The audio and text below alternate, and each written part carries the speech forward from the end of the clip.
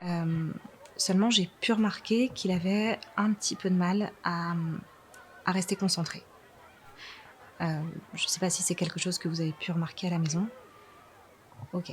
Et bah, en fait, il va commencer quelque chose et après il décroche.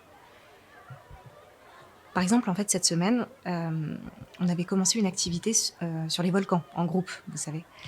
Et au début, il était à fond, vraiment.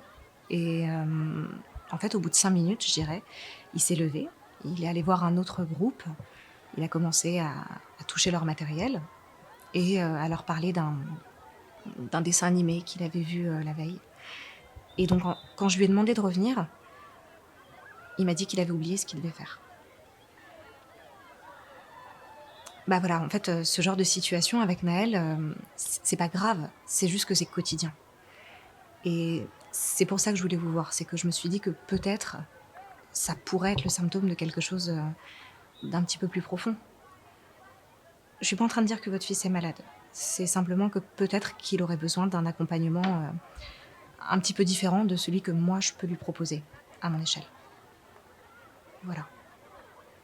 Aujourd'hui, je ne vais quand même pas vous apprendre qu'il y a, oui, un certain nombre de combats que nous partageons avec cette administration américaine.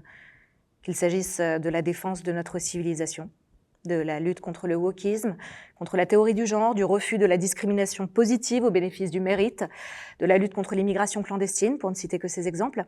Et donc oui, en cela, je pense qu'il est intéressant que les victoires obtenues outre-Atlantique, à travers l'arrivée du nouveau président américain, puissent nous permettre d'avoir un élan bénéfique pour porter tous ces combats jusqu'en Europe. Mais le problème, Monsieur Lussois, de tous ces discours qui vont, bille en tête, accuser les États-Unis d'absolument tous les maux de la France, c'est que le diagnostic est mal posé.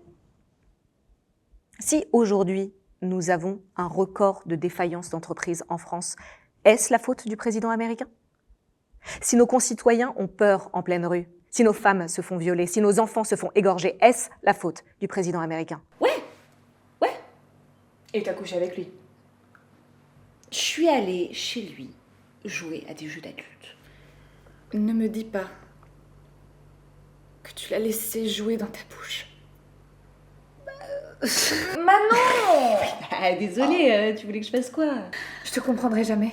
Bah, il arrêtait pas, de me la mettre là en plein dans la figure. C'est vrai qu'ils font tout le temps ça. Mais ouais. Je sais pas pourquoi ils font ça. Tu sais, ils pourraient, je sais pas, nous demander quoi. Et puis bon, après, si on refuse. Ce qu'il faut, ça se trouve, c'est en mettre une grande claque. Non, mais attends, là, je pouvais pas, hein. C'était genre. Tu vois, genre. Ah, mais faut pas la regarder en face comme Non. ça. Non, Non. c'est trop agressif.